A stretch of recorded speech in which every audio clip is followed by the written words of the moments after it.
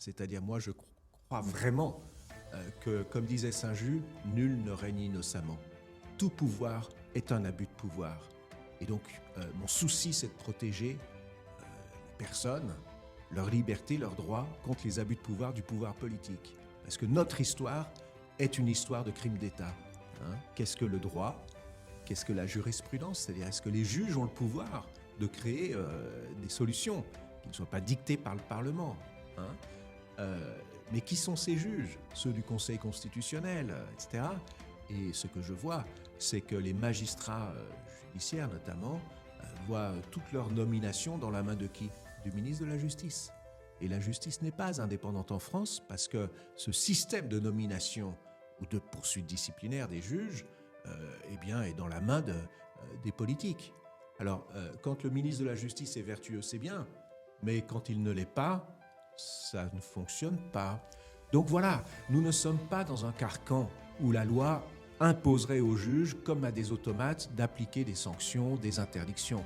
Nous sommes dans une société démocratique dans laquelle notre état de droit est parfaitement vivant, condition, comme je le disais, que les avocats en prennent l'initiative, que les juges fassent également leur métier comme il se doit. Et moi, je dis que la magistrature, elle aussi, évolue merveilleusement. Alors nous pourrons toujours être déçus, et je serai le premier à poursuivre, à pourfendre les traîtres à leurs fonctions. Parce que là, je tiens un discours positif, mais je suis lucide. Je peux vous dire que les magistrats qui ont trahi leurs fonctions, je les ai poursuivis. Et ça leur a fait mal. Nous nous retrouvons aujourd'hui avec François Saint-Pierre, maître François Saint-Pierre, qui a révolutionné à sa manière le monde de la justice et qui continue à le faire avec ses idées et sa manière bien à lui de regarder le monde. Bonjour. Bonjour Fanny, et merci beaucoup de cette invitation. Alors ma première question est une question pour ainsi dire rituelle. Sur ton parcours et à l'intérieur de toi, qu'est-ce qui t'a amené à devenir avocat ? Ça fait plus de 40 ans que j'exerce ce métier. Ça me donne le vertige d'y penser, je me le dis tous les jours. Donc ça remonte à une époque bien ancienne, les années 1980, où il y avait encore la peine de mort. Robert Badinter était le héros du combat pour l'abolition. Jacques Vergès incarnait la défense de rupture. C'était notre univers culturel dans ce métier. Et il s'agissait de lutter contre un système répressif abusif qui normait tout, qui réprimait tout. L'époque a bien changé. Et la fonction d'avocat, elle, en même temps, demeure fondamentalement la même, mais il a fallu et il faut qu'elle s'adapte. J'ai vécu ces années comme un grand voyage dans la société. Parce que quand on est avocat, on défend tout le monde. Pas, chacun fait ce qu'il veut. Mais personnellement, j'ai toujours beaucoup voyagé, beaucoup rencontré tous les milieux sociaux, tous les profils de personnalité, les psychologies. Ça a été un voyage vraiment extrêmement enrichissant qui m'a toujours intéressé et qui m'intéresse toujours. Donc je continue ce métier, évidemment.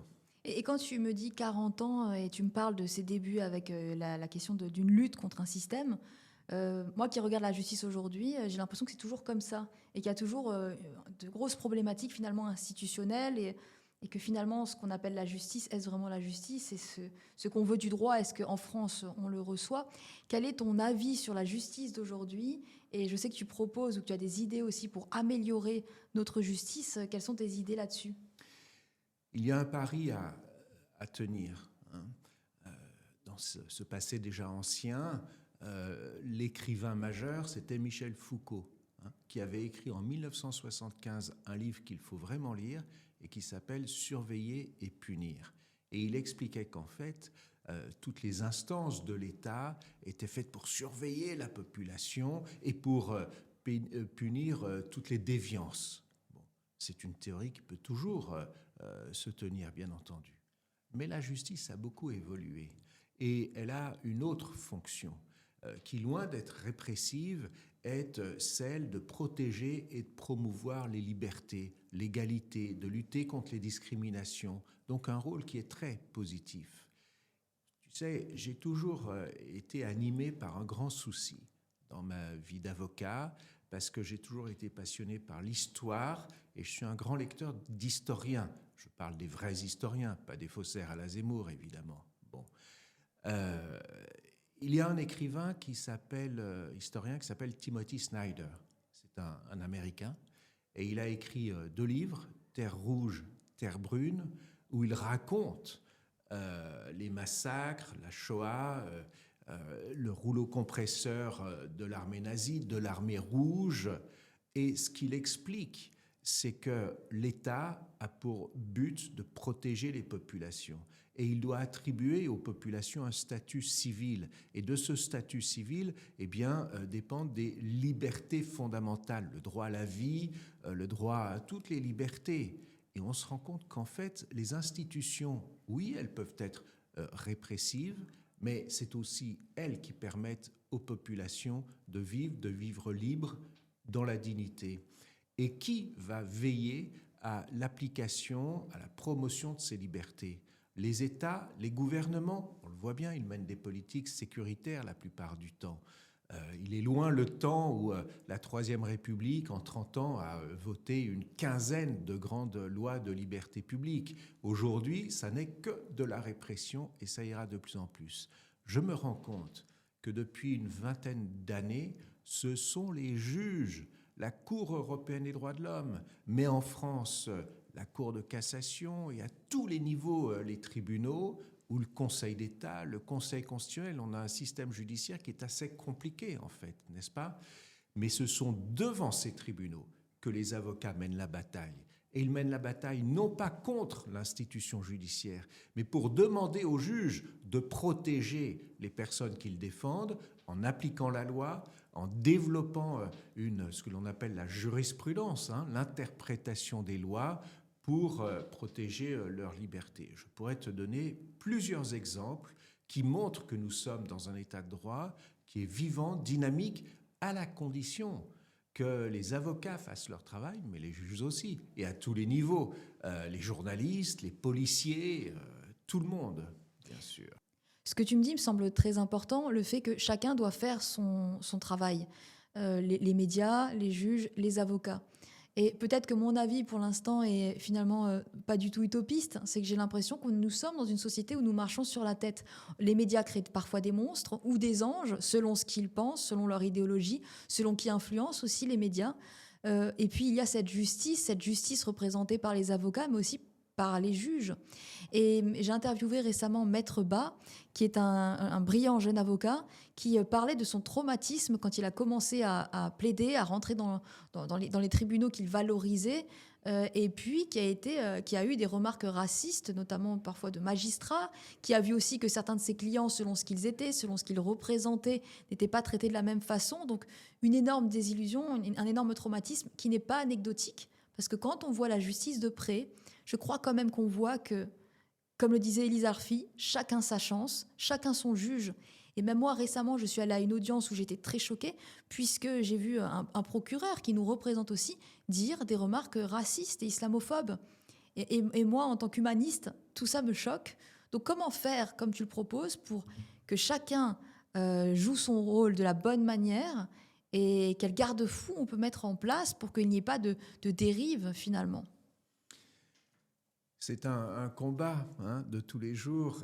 L'important, c'est la constance et la détermination.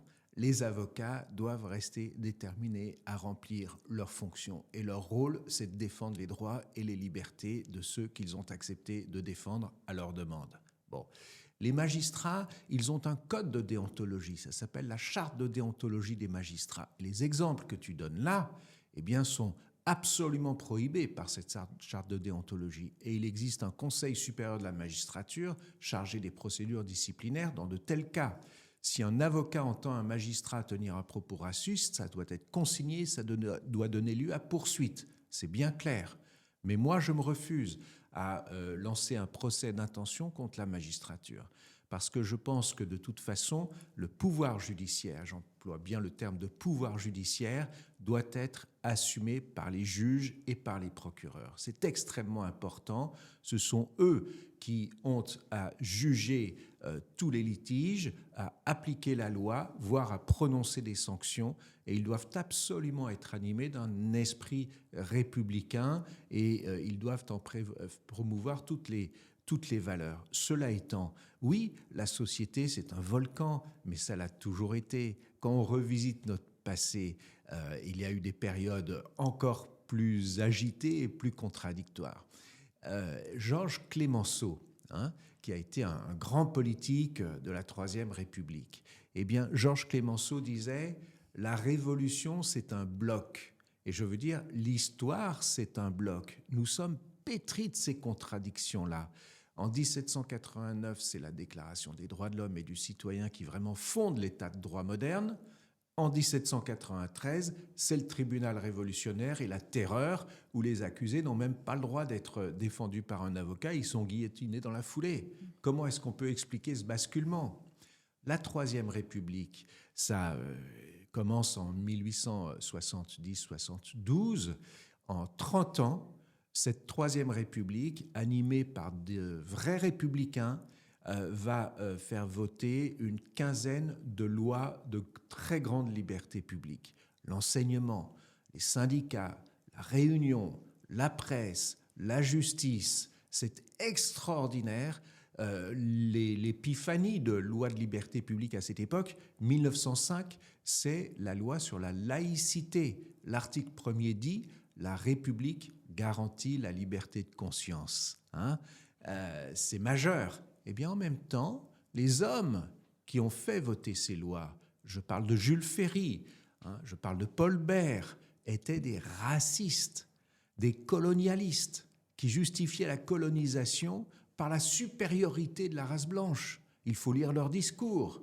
Évidemment, il y avait des opposants, Georges Clemenceau par exemple, qui disait que c'était un crime d'État que de lancer cette colonisation pour des motifs en plus non pas humanistes, mais racistes. Donc nous sommes pétris de contradictions comme cela. Je passe le temps. En juillet 1940, cette Troisième République abandonne, donne les clés du pouvoir à qui ? Au maréchal Pétain, qui va instituer une dictature raciste, antisémite, criminelle, contre laquelle va s'opposer qui ? Charles de Gaulle, un général maurassien, et qui va immédiatement, en octobre 1940, dénoncer le statut des Juifs comme étant parfaitement inadmissible, nul et non avenu. Je reprends ses propos. Et donc nous avons en même temps le régime de Vichy, qui a été la période la plus horrible, la plus atroce, n'est-ce pas, que nous ayons vécue, et la France libre, qui est l'un des exemples les plus merveilleux de résistance à la tyrannie. Mais aujourd'hui, qui est-ce qui revendique l'héritage de Vichy ? Éric Zemmour, Reconquête. Qui est-ce qui critique l'état de droit ? Les Républicains, qui considèrent que la justice, c'est non, il faut que la France redevienne elle-même comme autrefois. Je ne dis pas qu'ils sont forcément vichistes, je dis simplement qu'aujourd'hui, il faut choisir son camp, être pour l'état de droit ou alors pour une dictature du style Vichy. Donc moi, j'ai choisi mon camp, c'est l'état de droit. Et l'état de droit, ce n'est pas le combat d'un avocat contre la justice ou contre les juges. L'état de droit, c'est un ensemble d'institutions qui doivent fonctionner correctement. Et notre système ne fonctionne pas assez correctement, c'est évident. Tout ce que tu dénonces, je le dénonce. Mais ça n'est pas un motif pour se décourager. Bien au contraire, il faut que chacun dans son métier remplisse ses fonctions, mais il faut aussi prendre de la distance et voir le système dans son ensemble et penser à la manière dont on pourrait l'améliorer. Et je peux te parler de son amélioration. Alors, avant qu'on entre dans ce qui est passionnant, ce que tu proposes comme amélioration, je me dis qu'il y a aussi la question de la transmission, de comment on forme les jeunes générations à prendre leur place dans la société. Et donc, a-t-on dans notre société justement un équivalent du général de Gaulle qui a amené finalement avec fermeté une opposition en prenant des risques? Parce que récemment, alors nous parlions d'Albert Lévy, une personne que j'aime beaucoup, il enseignait à l'école de la magistrature et je pense qu'il devait vraiment transmettre quelque chose de très important du côté de bien juger et de l'humanité, puisque lui-même est profondément humain. Et finalement, l'école de la magistrature s'est séparée de lui. Donc j'ai parfois l'impression qu'on ne cherche pas à fédérer des généraux de Gaulle qui seraient en train de grandir. On ne cherche pas à fédérer des Albert Lévy qui sont là pour changer la société.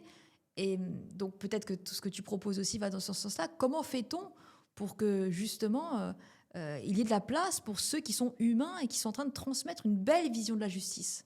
Eh bien, le meilleur exemple que je puisse proposer, mais c'est le tien, Fanny. Le podcast que tu animes, tu donnes la parole à des des avocats, différentes personnes qui viennent exprimer leur combat, leur passion pour la liberté. Hein. Eh bien, dans notre société qui est très démocratique, qui a des moyens d'expression très remarquables et une très grande liberté d'expression, toutes les initiatives que tu prends, et ce n'est pas la première fois qu'on se rend compte, j'ai assisté, tu m'avais invité à un colloque, une réunion sur les nouvelles technologies et la justice, c'était passionnant, on a fait des rencontres de cette façon-là. Aujourd'hui, nous sommes face à face pour en parler, tu as invité beaucoup d'autres personnes, tu citais Élise Arfi, Sylvain Cormier, ce sont des gens que j'apprécie beaucoup, ils sont plus jeunes que moi et qui représentent parfaitement cette transmission de la passion du métier d'avocat. Je ne crois plus du tout dans les hommes providentiels, comme l'on disait, chaque époque son sujet, mais je suis vraiment absolument convaincu que dans cette société, les jeunes générations notamment sont pleines d'allant, d'ardeur, de volonté. Mais il me semble très important d'enseigner des valeurs qui sont républicaines, hein, et au sens de la République, parce que le mot de République a été zappé par ce parti Les Républicains qui n'a strictement de républicain. Hein, on pourra en parler ensuite, mais ces valeurs, c'est très important. Il y a une jeune avocate qui s'appelle Elsa Marcel, hein, à Paris, qui a écrit un livre qui est bien écrit, bien documenté, elle l'a beaucoup travaillé. Mais le titre dit tout. État de droit, ordre bourgeois. Ça voudrait dire qu'en fait, la loi, l'état de droit, c'est une notion bourgeoise qui ne vaut rien. Mieux vaut la lutte des classes pour espérer la dictature du prolétariat, parce qu'elle se revendique d'un léninisme pur et dur. Je suis désolé de lire cela. Elle écrit ce qu'elle veut, bien entendu. Mais moi, je pense que c'est vraiment un combat d'arrière-garde. Hein. Et lorsque l'on voit tous les massacres qui ont été perpétrés au nom d'idéologie du pouvoir de cette façon-là, je pense franchement qu'il faut reconsidérer le sujet. Je vais prendre un tout autre exemple. Les juges en France ont décidé d'eux-mêmes qu'ils avaient le pouvoir de suspendre une loi si elle leur semblait porter une atteinte inadmissible, injustifiée à une liberté fondamentale. Bon. Et ils ont appliqué cette théorie qui date peut-être de 2011, tu vois, comme c'est récent, hein, lorsque un avocat le leur demande. Alors, je vais te montrer quelques exemples qui sont extrêmement simples. Les militantes fémènes ukrainiennes font des performances, hein, et l'une avait détruit la statue de cire au musée Grévin du dictateur Poutine. En criant « fuck Poutine », elle l'avait écrit sur sa poitrine. D'accord ? Elle a été poursuivie en justice. Elle a été condamnée ou relaxée, enfin ça dure longtemps. La Cour de cassation, c'est à la plus haute juridiction française, en 2020, a jugé qu'elle ne pouvait pas être pénalement condamnée parce que son action était une action politique et que la condamnée serait une atteinte disproportionnée à sa liberté d'expression politique. C'est très remarquable. Dans un système autoritaire, dictatorial, le juge doit appliquer la loi et c'est tout. Il n'a aucune marge. Aujourd'hui, le juge est juge de la justesse de la loi. Et si elle porte atteinte à une liberté comme celle-ci, il ne doit pas l'appliquer. Je donne un autre exemple. Moi, je m'occupe beaucoup de journalistes, hein, pour défendre la liberté de la presse, le droit à l'information. Il y a quelques années, le journal Mediapart avait publié des enregistrements clandestins dans le salon de l'hôtel particulier d'une milliardaire propriétaire de L'Oréal, Madame Bettencourt, parce que les conversations qui s'y tenaient parlaient de fraude fiscale massive, de financement politique, de Nicolas Sarkozy déjà, et d'autres sujets d'intérêt général. Edoui Plenel et d'autres journalistes ont été poursuivis pour atteinte à la vie privée. Et je m'occupais de l'un des journalistes et j'ai fait valoir que le juge devait suspendre l'application du code pénal quand l'intérêt du droit à l'information de la société sur des sujets aussi importants devait primer. Et nous avons gagné. Ils ont été relaxés. Je m'occupe maintenant, par exemple, des militants Kanak de Nouvelle-Calédonie. Le staff du FLNKS qui a été arrêté il y a 2 ans maintenant, dans des conditions bizarres. En Nouvelle-Calédonie, des émeutes graves avaient éclaté. Il faut savoir qu'il y a des tensions sociales majeures. Les Kanaks se disent opprimés, ils ont été colonisés et ils veulent être indépendants. Et en face, il y a une population variée, mais certains groupes qui s'appellent les loyalistes, les soi-disant loyalistes, veulent en fait concentrer toute la richesse au sud du pays et les Kanaks au nord du pays, ce qu'on appelle un apartheid. Bon. Par le hasard des choses, je ne suis pas un militant kanak comme cela, moi, je suis un bourgeois français et je fais mon métier d'avocat. Je me retrouve l'avocat notamment de l'une d'elles, une femme remarquable, et je souhaite qu'elle ait de grandes responsabilités dans la future Nouvelle-Calédonie kanaki. Bon. Elle a été arrêtée, transportée en France menottée, incarcérée, puis libérée. Maintenant, elle a pu rentrer en Nouvelle-Calédonie. J'attends des juges qu'ils prononcent un non-lieu, c'est-à-dire qu'ils reconnaissent sa parfaite innocence. Bon, qu'est-ce qui s'est passé? Moi, je suis allé en Nouvelle-Calédonie pour me rendre compte de ce qui s'y passait. J'ai vu que là-bas, la justice dysfonctionnait. J'ai donc demandé à la Cour de cassation ici à Paris, au procureur général, d'attribuer le dossier à des juges d'instruction ici à Paris. Et j'ai eu gain de cause. Et des juges d'instruction ont remarquablement instruit l'affaire. Je ne sais pas s'ils rendront, nous sommes au mois d'avril, un non-lieu ou pas, j'attends chaque chose en son temps. Mais c'est ainsi que j'ai pu assurer la défense de ces personnes et je suis sûr que j'y parviendrai. Je vais prendre encore un autre exemple. Bon. Je défends un homme qui est musulman, professeur à l'université en sciences physiques, en aéronautique, quelqu'un de très sérieux. Il est tunisien. Il a lancé une ONG, une organisation non gouvernementale d'aide aux populations palestiniennes de Cisjordanie et de Gaza. Les services de renseignement font leur boulot, disent « mais il aide le Hamas, organisation terroriste ». Donc le voici poursuivi pour financement du terrorisme. Une juge d'instruction, enfin, est désignée. Je dis, mais tant mieux, parce que devant elle, c'est une excellente juge, je vais pouvoir faire valoir mes arguments. Et quels sont-ils? C'est que mener une action humanitaire, eh bien, c'est un droit constitutionnel. Peut-être que dans la pratique, l'aide logistique, financière, matérielle, en nourriture ou en médicaments a aidé des combattants du Hamas. Peut-être. Mais comment voulait-il faire le partage des choses? Eh bien, je vais demander au juge de dire qu'il n'a jamais eu l'intention de financer des actions terroristes, mais toujours de secourir des populations victimes. Et j'espère bien avoir gain de cause aussi. Donc voilà, nous ne sommes pas dans un carcan où la loi imposerait aux juges, comme à des automates, d'appliquer des sanctions, des interdictions.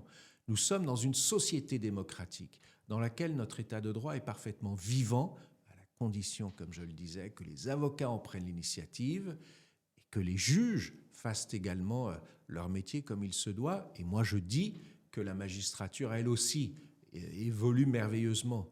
Alors, nous pourrons toujours être déçus, et je serai le premier à poursuivre, à pourfendre les traîtres à leurs fonctions.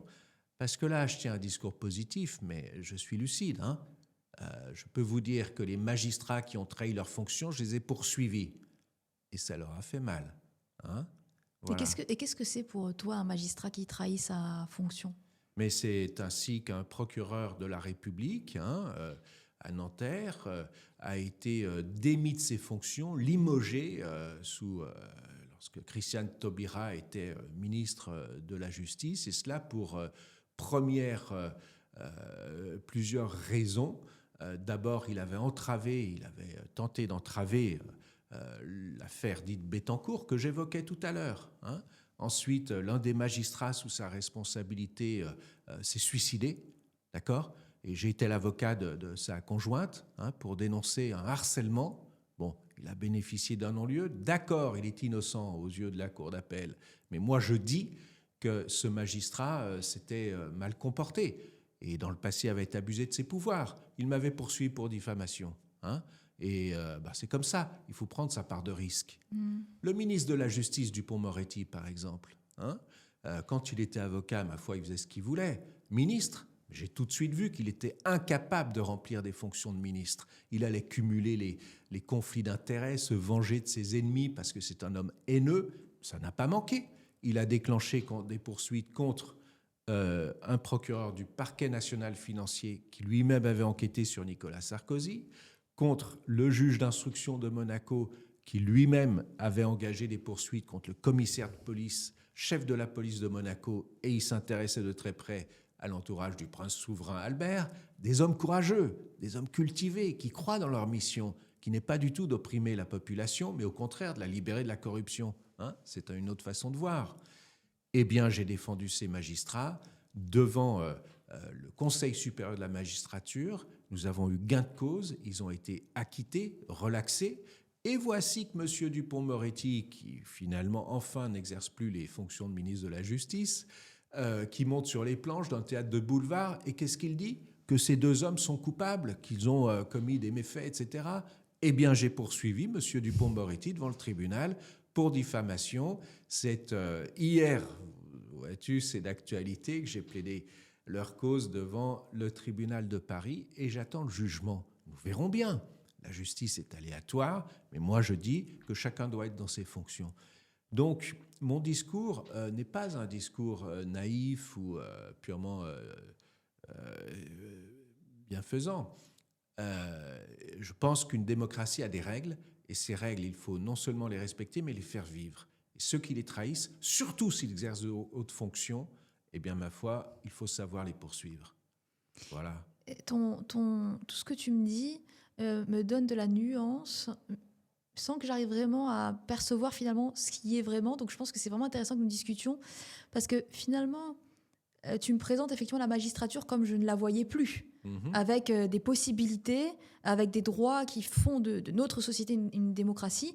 Et c'est comme je dis souvent que j'aime le droit, j'aime lire par exemple le code pénal, j'aime le lire, j'aime les mots tels qu'ils sont employés, et je trouve que en France, le droit est très bien fait. Mais ce que je disais souvent, c'est qu'il n'est pas appliqué pour tout le monde. Parce que moi, qui suis une fervente quand même défenseuse des minorités, ayant moi-même aussi une histoire de mon grand-père italien, où nous sommes venus aussi ici de par ma grand-mère par les montagnes, pour moi, quand même, il y a une forme d'oppression du côté des minorités, et donc on doit construire quelque chose du côté de pare-feu. Et en fait, ce que tu me dis de la magistrature, je ne l'ai pas vu... finalement, quand tu me dis ça, je me dis, mais c'est vrai, en fait, il y a quand même un système qui se tient. Alors, qu'est-ce qu'il faut faire, ou comment arriver à avoir de la nuance? Parce que peut-être que ce système se tient pour certaines catégories de personnes, ou dans certains lieux, mais par exemple, la personne de quartier qui se défendrait mal et qui n'aurait pas les mots pour dire est-ce qu'elle aurait les mêmes droits, pas forcément parce qu'on ne les lui donne pas, mais parce que peut-être qu'avec cette justice qui va très vite finalement, est-ce qu'on prend le temps d'écouter vraiment les histoires? Et puis récemment, moi-même, je me suis positionnée, enfin récemment, depuis 10 ans, je me positionne sur une affaire qui compte pour moi. Et dans cette affaire, il y a aussi, malheureusement, j'ai aussi été déçue par mes pairs, enfin de l'ancienne génération, puisqu'il y a des expertises dans ce dossier dont je parle. Et dans une de ces expertises, il y a quelque chose dont tout le monde s'en fout, mais je le dis, il y a une notion discriminante. Parce que dans une des expertises, il est dit que l'islam ouvre la porte au lien d'emprise, parce que les musulmans ont peu de libre arbitre, et que donc ça favorise ce fameux lien d'emprise, sauf que le lien d'emprise, c'est en fait un lien pathogène, c'est donc un lien malade. Ça veut dire qu'on dirait qu'en islam, les liens sont plus facilement malades. L'islam n'est pas reconnu par la Milvidu comme une secte, et l'islam est une religion ils ont des droits, les musulmans. Et donc ça veut dire qu'un expert a pu signer une expertise et mettre ces petits mots-là qui traîneront, on l'oubliera dans 50 ans, tout le monde finalement oubliera cette expertise. Mais pour moi, ça compte. Parce que ça veut dire quand même qu'il y a des personnes dans la psychologie, dans la psychiatrie, enfin un peu partout, qui sont pétries, comme tu le disais aussi, de leurs croyances. Et c'est peut-être non pas le système le problème. Peut-être que le problème, c'est l'individu qui finalement déforme un système qui serait bien construit. Qu'en penses-tu? L'exemple que tu nous proposes, c'est inadmissible. C'est un expert judiciaire qui... Oui. Ça mérite d'une part que les parties à l'instance, les avocats, demandent l'annulation d'un tel rapport. Deuxièmement, que cet expert soit omis de la liste des experts. Il y a une action judiciaire pour cela. Et troisièmement, le cas échéant, qu'il fasse l'objet d'une poursuite. C'est vraiment totalement inadmissible. Je pense qu'aujourd'hui, dans la société, nous sommes en 2026, le temps passe vite, hein, mais il y a un courant dit d'islamophobie qui est extrêmement inquiétant. Et là aussi, je pense qu'il faut en prendre toute la mesure. Hein.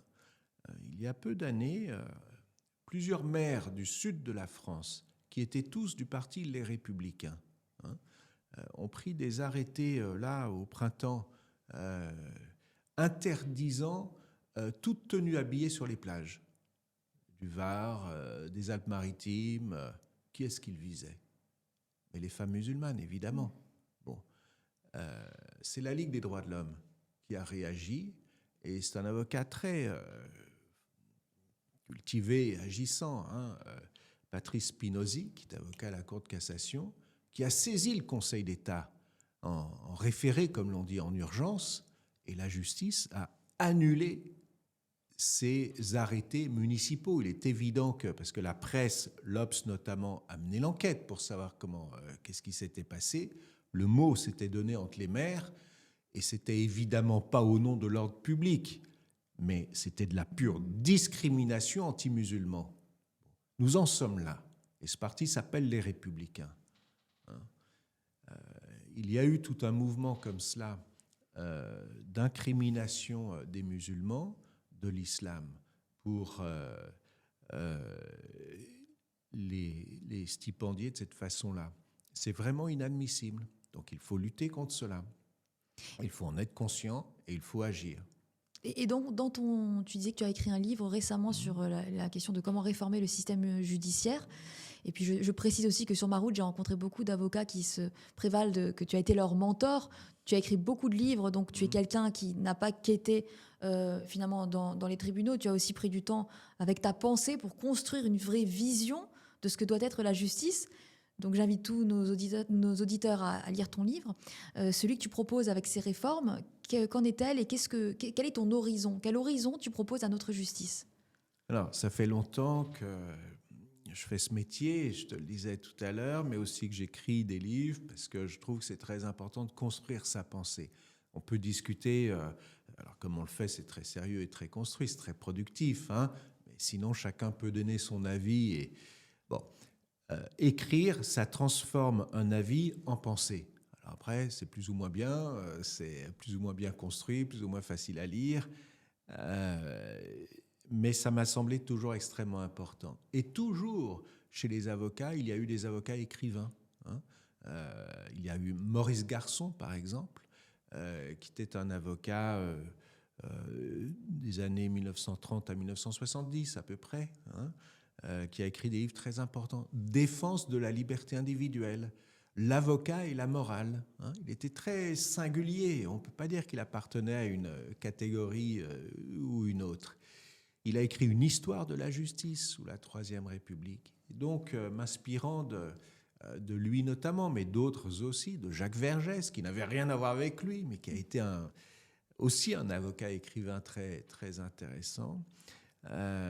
Oui, j'ai décidé d'écrire et j'ai publié depuis peut-être plus de 20 ans, 25 ans, un manuel de défense pénale. Ça s'appelait le guide de la défense pénale. Désormais, c'est la pratique de défense pénale chez LGDJ, qui fait 800 pages. Hein. C'est-à-dire que je compile toutes les décisions de justice qui peuvent servir aux avocats pour défendre leurs clients. Hein. C'est une sorte de caisse à outils. Et cela montre que le droit, c'est important et que le métier d'avocat, c'est pas seulement d'être un bel orateur. Hein. Je me souviens d'un vieux bâtonnier qui disait « la défense, c'est l'insolence ». C'est un peu court. Non, la défense, il faut mener des actions. Je parlais de la défense des dirigeants du FLNKS tout à l'heure pour demander au procureur général à la Cour de cassation de dessaisir le tribunal de Nouméa et du dossier et de l'attribuer à Paris. Il faut connaître l'article 665 du Code de procédure pénale. C'est une question de technique. Nous sommes aussi des techniciens. Hein, ça, c'est extrêmement important. Et on peut dire que la défense, c'est l'exercice des droits de la défense. C'est une sorte de tautologie, mais c'est assez utile à ce niveau-là. Mais ça ne suffit pas, bien sûr. Je pense que les avocats doivent toujours se cultiver. et ils doivent avoir une bonne culture historique du passé. Mais c'est pas nouveau, ça. Par exemple, j'aime beaucoup lire les avocats romains. Ça remonte à 2000 ans et plus. Et il y avait Cicéron, il y avait Tacite. Tacite, il propose une définition dans les annales du rôle de l'avocat qui est merveilleuse. Il dit, la défense, la mission d'un avocat, c'est d'empêcher qu'un homme ou une femme soit livré à la force, ce qui signifie à l'arbitraire, à l'abus de pouvoir, à l'erreur judiciaire. C'est magnifique comme définition. Et on en avait un autre qui s'appelait Quintilien, qui a écrit un manuel de comment on va former les avocats, comment on va les éduquer. Et il explique très bien qu'il faut que les avocats connaissent leurs droits, mais ils doivent connaître leur histoire, la philosophie, la littérature, et puis ils doivent parler plusieurs langues aussi. Et c'est un manuel extraordinaire qui devrait être réutilisé dans toutes les écoles d'avocats. Donc j'ai aussi écrit d'autres choses qu'un pur traité de défense pénale, mais sans me prendre pour un écrivain. Un livre sur la fonction d'avocat, ça s'appelait Avocat de la défense. Un livre sur les cours d'assises, ça s'appelait Au nom du peuple français, juré populaire ou juge professionnel. Et c'est une question toujours très actuelle. Oui, tout à fait. Et également un livre qui s'appelle Le droit contre les démons de la politique, qui rejoint ce que nous disions. C'est-à-dire, moi, je crois vraiment que, comme disait Saint-Just, nul ne règne innocemment. Tout pouvoir est un abus de pouvoir. Et donc, mon souci, c'est de protéger les personnes, leur liberté, leurs droits, contre les abus de pouvoir du pouvoir politique. Parce que notre histoire est une histoire de crimes d'État. J'ai écrit, par exemple, un livre qui s'appelle « Un pays qui voudrait rester libre ». C'est le récit, la chronique des années des Gilets jaunes, de la pandémie et également des attentats terroristes du Bataclan. Là, le gouvernement, nécessairement, se trouve en situation de devoir protéger les citoyens des attentats terroristes, d'une épidémie, et puis il y a des émeutes. Comment est-ce qu'on fait pour réagir quand on est au pouvoir lorsqu'il y a de tels événements sans sacrifier les libertés publiques? Ça, c'est un enjeu. Et je trouve que la situation, ça a été chaotique. Les atteintes au droit de manifester ont été excessives. Nous avions un préfet de police qui s'appelait l'Allemand. Alors, ce préfet l'Allemand a changé la doctrine du maintien de l'ordre, une catastrophe. Et des tirs ont été effectués, des personnes ont perdu l'œil, la main. C'est inadmissible ce qui s'est passé. Donc, ça n'a pas été si bien géré que ça, cette période-là. C'est le moins que l'on puisse dire. Et puis, plus récemment, donc, j'ai écrit un livre qui s'appelle « Un projet politique pour la justice en France ». Et j'insiste sur le terme de politique, parce qu'on me fait le reproche de dire le politique, plus de politique, seulement du droit. Ce n'est pas du tout ce que je dis. Le droit est une production politique. Donc là, c'est qu'est-ce que nous voulons comme système judiciaire. Et donc, j'énonce 36 propositions. C'est un petit livre de 100 pages, 36 propositions. Qu'est-ce que le droit? Qu'est-ce que la jurisprudence? C'est-à-dire, est-ce que les juges ont le pouvoir de créer des solutions qui ne soient pas dictées par le Parlement? Mais qui sont ces juges? Ceux du Conseil constitutionnel, etc. Et ce que je vois, c'est que les magistrats judiciaires, notamment, voient toutes leurs nominations dans la main de qui? Du ministre de la Justice. Et la justice n'est pas indépendante en France parce que ce système de nomination ou de poursuite disciplinaire des juges eh bien, est dans la main des politiques. Alors, quand le ministre de la Justice est vertueux, c'est bien, mais quand il ne l'est pas, ça ne fonctionne pas. Et qu'est-ce que tu proposerais alors là pour répondre à cette problématique? Il y a une administration qui s'appelle la direction des services judiciaires qui gère la carrière des magistrats. Moi, ce que je propose dans ce livre, c'est de la transférer au Conseil supérieur de la magistrature, qui est composé de différentes personnalités. Et je me suis intéressé au Conseil supérieur de la magistrature en défendant les magistrats dont je parlais tout à l'heure. Et je pense que c'est une institution extrêmement intéressante. Hein. Tout ne procède pas du pouvoir exécutif. Ça, c'est plus possible maintenant. Et on ne peut pas dire que parce que les juges ne sont pas élus, ils ne sont pas légitimes. Les ministres ne sont pas élus. C'est le président qui les nomme comme il nomme les juges. Hein. Donc il faut... L'élection, pour moi, est quelque chose d'extrêmement important dans le fonctionnement démocratique, mais il ne faut pas en tirer cette sorte de dogme de ce que seule la loi serait légitime parce qu'elle est votée par des députés élus. Hein. Il y a une réflexion donc sur ce qu'est la démocratie, ce qu'est le fonctionnement d'une société libre et ordonnée, comme disaient les Romains. Et puis, ce que je propose, c'est que les procureurs soient vraiment indépendants. Tu sais, je te parlais du régime de Vichy. Nos juges ont un grand déficit de légitimité en France, parce que sous Vichy, ils s'y sont tous soumis, sauf certains. Sauf 2. Ouais.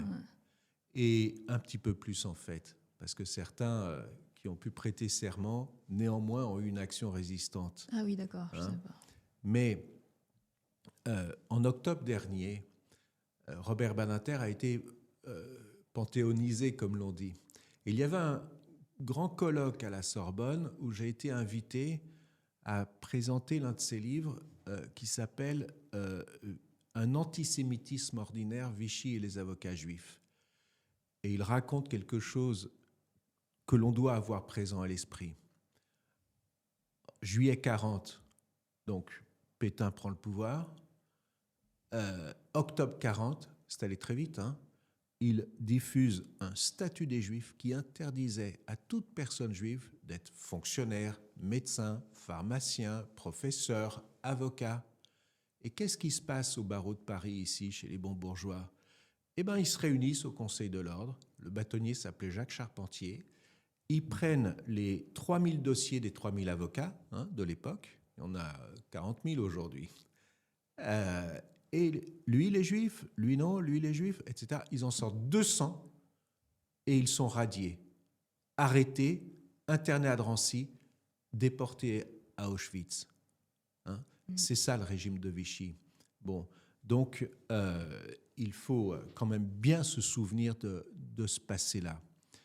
Dans les couloirs de la cour d'appel, il y a une effigie en cuivre, Jacques Charpentier. Nous demandons à ce qu'il soit enlevé de là. Hein. Ce n'est pas de la cancel culture, c'est simplement qu'on ne va pas garder le souvenir d'un héros alors que ce type est un criminel. Bon. Pourquoi est-ce que je raconte tout ça ? C'est pour dire que nous avons une vieille histoire et qu'il faut toujours avoir présent à l'esprit cette histoire-là pour savoir pourquoi nous agissons dans les places qui sont les nôtres. Voilà. Et toi qui fais ce voyage qui est la vie et qui est le droit depuis 40 ans, est-ce que tu peux nous raconter ce qui t'a le plus marqué durant ces 40 années ? Ce qui t'a le plus touché ? Il n'y a pas longtemps, j'étais en cour d'assises dans un procès où 4 joueurs de rugby étaient accusés de viol d'une jeune femme. Moi, je défendais un joueur de rugby qui avait été blessé pendant le match et donc il était sous médicaments, sous calmants. Il n'était pas poursuivi pour viol. Il était poursuivi pour non-empêchement de crime. En clair, il a été lâche et il n'est pas intervenu. Bon, il a été condamné à une peine de sursis. Nous n'avons pas fait appel. En face, la victime est venue. Hein, c'était une étudiante. Et elle a dit ces mots. L'instruction avait duré 8 ans. Hein. Elle a dit, écoutez, je fais tout pour avancer dans la vie et la justice me renvoie toujours et aujourd'hui encore au viol dont j'ai été la victime. C'est touchant, non ? Ça m'a beaucoup marqué. Et j'ai pensé que ce système judiciaire dysfonctionnait très gravement lorsqu'il infligeait à une victime une telle souffrance. D'autant plus que les avocates et les avocats des accusés en face, donc moi, c'était pas moi, hein, lui disaient, mais vous aviez trop bu, hein, c'était de votre faute, non ? Vous vous rendez compte ? C'est ce qu'on appelle la victimisation secondaire. Donc ça, c'est un souvenir récent qui m'a beaucoup fait réfléchir à l'état de nos cours d'assises, de notre justice criminelle, mais également à la façon dont les avocats défendent des accusés de viol. Toute personne doit être défendue. Ce n'est pas une raison pour tenir des propos aussi orduriers. Hein. Et qu'est-ce qui t'a donné le plus de révolte durant ces 40 années de barreau? On est des révoltés dans l'âme. Oui, et c'est ça que j'aime. Le procès criminel, ou les 2 procès criminels qui m'ont le plus marqué. J'ai défendu un homme qui s'appelait Maurice Agnolet. Il avait été avocat autrefois à Nice. Il avait été accusé d'avoir tué son amie, sa maîtresse, comme on disait autrefois, en 1977. Ça date pas d'hier. L'affaire, il avait eu un non-lieu. Moi, je l'ai connu il y a bien, bien longtemps. Il sortait de prison parce qu'il était accusé d'avoir détourné des fonds. Bon. Et puis, ma foi, l'affaire, les années avaient passé. Puis tout d'un coup, son ex-conjointe le dénonce à la justice. Elle dit, je lui ai donné un faux alibi, et donc voici l'affaire criminelle réouverte. Et il est accusé du crime d'avoir tué son ancienne amie. J'ai défendu cet homme. Ça a duré plusieurs années. Nous avons obtenu son acquittement à la cour d'assises de Nice. C'était en 2006. Le procureur fait appel. 1 an plus tard, le voici condamné à 20 ans de prison, sans aucun motif à l'époque. Je suis allé devant la Cour de cassation, j'ai perdu. Je suis allé devant la Cour européenne des droits de l'homme pour dire que c'était une injustice de condamner un homme sans aucun motif alors qu'il avait été acquitté 1 an avant. Et j'ai eu gain de cause à la Cour européenne des droits de l'homme. Donc il a été mis en prison? Bien sûr, il était en prison. Et donc... Ça a dû mettre du temps alors? Oui, ça a mis du temps. Ça a mis 4 ans. C'était en janvier 2013, la Cour européenne des droits de l'homme. Tout est très lent. Donc il a fait 4 ans de prison. Et donc j'ai demandé sa mise en liberté tout de suite, que j'ai obtenue, après que la Cour européenne ait condamné la France. Et j'ai eu droit à un nouveau procès qui s'est tenu en 2014 à Rennes. Est-ce que tu sais ce qui s'est passé à Rennes? Pendant toutes ces années, les 2 fils de Maurice Agnolet l'avaient soutenu. Je les connaissais très bien. Ils étaient toujours là, convaincus de son innocence. Et devant la cour d'assises de Rennes, son fils aîné vient dire « Mon père m'a avoué qu'il était coupable. » Et il me désigne du doigt, il dit « Et son avocat le sait très bien. » Tu te rends compte? C'est terrible, hein? Oui, mais et il a été condamné à 20 ans de prison. Mais qu'est-ce qui s'est passé? Il faut lui demander à ce garçon. Moi, je ne crois pas un mot de ce qu'il a raconté. Mais il a entraîné la condamnation de son père. J'ai mis des années ensuite à obtenir sa libération conditionnelle et il est mort 6 mois après. Donc il a été libéré et il est mort... Ouais. Ouais. Tu veux un autre souvenir comme ça? C'était en 1992. Donc là, ça fait très longtemps. J'étais un jeune avocat à l'époque. C'était à Grenoble. C'était un crime atroce. Une petite fille de 6 ans avait été retrouvée dans un chemin, c'était en Provence, la tête fracassée. Elle avait été violée, pardon de le dire, devant et derrière. Il n'y a pas pire. Et à l'époque, la peine de mort venait d'être abolie, hein, mais 10 ans avant, ils étaient exécutés. Ça ne faisait pas de doute. Bon. Le procès se déroule finalement à Grenoble, dans le vieux palais de justice. C'est ancien. Et je défendais l'un des 2. Henri Leclerc défendait l'autre, qui disait qu'il était innocent. Et le mien disait, nous étions tous les 2. Les audiences se succèdent et il apparaît assez clairement que non, il était sans doute tout seul. Et quand on est avocat en cour d'assises, et notamment là-bas, on descendait dans les geôles, les cellules. Et nous avons une conversation, plusieurs conversations. Ces conversations, je ne dirai jamais ce qu'on s'est dit, c'est le secret professionnel. Mais un matin, il demande la parole et il dit au président, avec ces pauvres mots, « C'est vrai, j'étais seul, c'est moi qui ai commis ce crime. » Un avocat, il est là aussi pour libérer la parole de son client, pas nécessairement pour la fermer. Un avocat n'est pas à la recherche nécessairement de la vérité. Ce n'est pas son rôle, c'est celui des juges, du procureur. Mais un avocat ne doit pas défendre de manière injuste. Et le fait est que j'ai libéré sa parole et qu'il a exprimé son aveu. Le résultat, c'est que son co-accusé a été acquitté, défendu par Henri Leclerc, hein, et mon client, il a été condamné à la réclusion criminelle à perpétuité. Ça ne laisse pas indifférent tous ces procès. Qu'est-ce que ça crée? De l'expérience, de la réflexion, de la philosophie, de la détermination. Je te raconte peut-être encore un dernier procès. C'est une nuit, ça remonte à 15 ans à peu près. Une femme a 3 enfants. Et le père du dernier, le petit, qui a 4 ans, l'a quitté. Une nuit d'orage, elle étouffe le petit. Elle se retourne vers les 2 filles un peu plus âgées qui vont s'enfermer dans la salle de bain. Elles ont vu, elle emmaillote son enfant, elle le prend avec elle en voiture, elle va chez son ancien conjoint, le père de l'enfant, elle monte les escaliers, elle sonne, elle lui remet l'enfant dans les bras et elle se défenestre. Elle se blesse grièvement, mais elle survit. Et elle me demande de la défendre devant la cour d'assises. Et quand je la vois, je lui explique la procédure, ce que fait en prison, hein, à l'hôpital-prison, et je lui dis qu'elle va avoir la visite des experts psychiatres qui vont déterminer si elle est pénalement responsable ou elle était dans un état d'irresponsabilité mentale.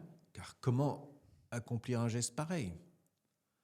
Et elle me dit, mais je préfère être jugée par une cour d'assises, c'est ma responsabilité. Et les psychiatres d'ailleurs n'ont pas relevé de situation d'irresponsabilité mentale, de pathologie mentale. Donc elle est passée en cour d'assises et je me souviens que la procureure avait demandé 30 ans de prison et qu'elle avait été condamnée à 11 ans de prison. Et puis après, elle est morte d'un cancer. C'est ça aussi la vie d'un avocat. Hein ? C'est plein d'histoires tristes. Et on parlait tout à l'heure de la notion d'être abîmé ou que parfois le métier peut abîmer. Est-ce que toi, tu dirais que certaines choses t'ont abîmé ? Ce qui est sûr, c'est que les avocats ont des psychologies qui ont été formatées par leur métier, les épreuves qu'ils ont subies. Et toi qui es psychologue, tu le sais bien. Je pense que c'est aussi une tradition d'avocats. Autrefois, les avocats pénalistes se reconnaissaient entre eux, les ténors d'assises, comme on disait ça. Tu sais comment ? Lorsque au moins l'un de leurs clients avait été condamné à mort et qu'il l'avait accompagné au pied de la guillotine lorsqu'il avait été décapité. C'était une tradition, vive la mort, de corrida, sanglante, mortifère. Moi, je pensais qu'avec l'abolition de la peine de mort, grâce à François Mitterrand et Robert Badinter, cette vieille obsession des avocats pour défendre le pire, être confrontés au pire, allait s'estomper. Pas du tout. Les avocats aiment la bataille de cette façon-là. Et je pense vraiment que cela les carapaçonne. Nous avons, nous les avocats, une espèce d'orgueil, de prétention. La modestie est un vilain défaut au barreau. On explique tout ça par la nécessité de se protéger de ces émotions trop fortes et des horreurs que l'on peut voir. Il n'y a pas de beau crime. Un crime, c'est toujours atroce. Et je crois que ça explique beaucoup la psychologie des avocats, mais aussi celle des magistrats, qui voient les choses de leur point de vue. Un juge de cour d'assises, tu te rends compte de sa responsabilité ? Et sous ta carapace à toi, quelles sont les émotions qui sont le plus présentes ? Je crois que j'objecterai le droit au silence pour ne pas te répondre. Alors peut-être que tu ne répondras pas non plus à ma deuxième question dans cette thématique. Est-ce que tu as des désespoirs ? Non, je ne répondrai pas plus à cela, parce que finalement, qui suis-je ? Quelle importance ça a ? Ce qui compte, c'est ce que l'on fait. Et est-ce que dans ton enfance, il y a un souvenir qui t'appartient de toi et qui est dans la continuité de l'homme que tu es aujourd'hui, finalement, qui est très combatif ? On le voit, parfois tu parles de certains sujets et ça se voit qu'effectivement tu es animé quand même par la bataille du bien. Petit, est-ce que tu as des souvenirs où on voit qu'il y avait déjà cette essence en toi ? Non, je ne répondrai pas plus à ça. Alors il va falloir je ne m'intéresse pas moi-même. Peut-être nous faudra-t-il un deuxième épisode pour creuser la psychologie de Maître François Saint-Pierre. Une dernière question, et puis après je te laisserai le mot de la fin. Finalement, entre l'ombre et la lumière, comme le disait Carl Gustav Jung, nous les êtres humains, nous sommes entre l'ombre et la lumière. Est-ce que tu as un souvenir ou quelque chose à nous raconter dans cette bataille face à l'ombre, où tu as pu voir et où tu peux démontrer que parfois le combat paye, que parfois effectivement avec patience, que parfois en étant soi, en étant toi, on peut arriver à faire face à tout ce qui est adversité, telle qu'elle soit? Oui, je crois que ce métier d'avocat, c'est toujours un pari, hein. Il ne faut jamais se lancer dans la bataille en se disant qu'elle est gagnée parce que le juge est sympathique, par exemple, ça n'a aucun sens, ou qu'au contraire, tout est perdu. Le problème n'est pas là. Le problème, c'est de remplir ses fonctions avec détermination, hein. Et il est difficile de se juger soi-même. Donc, ombre ou lumière, un avocat doit toujours se méfier des défauts inhérents à sa profession. Le cynisme, par exemple. Il ne faut pas être indifférent à l'injustice. Il faut être attentif à la vérité. Et pour autant, on n'est pas un investigateur, hein, ni un juge. Les accusés ont le droit de ne pas s'auto-incriminer, de ne pas dire la vérité, par conséquent. Ils ont même le droit de nous mentir, à nous, les avocats. Comment est-ce qu'on se situe dans ce chaos? Mais c'est justement ça qui est formidable. Tu sais, citer Jung, moi je cite Gilles Deleuze et Félix Guattari, que j'aime beaucoup, qui ont écrit des livres extraordinaires. Et l'un, ça s'appelle « Qu'est-ce que la philosophie ?» Et ils disent « Nous vivons sous une ombrelle. C'est un firmament sous lequel sont inscrites toutes nos idées, nos préconçus, nos conventions sociales. Eh bien, il nous faut déchirer l'ombrelle et nous projeter dans le chaos. » Ça, c'est de la philosophie. Le métier d'avocat, c'est ça aussi. Un client vient te voir, bon, tu lis son dossier judiciaire, il faut inventer des arguments, comme disaient les Romains, et se projeter dans la bataille. Voilà, et advienne que pourra. Et ton mot de la fin ?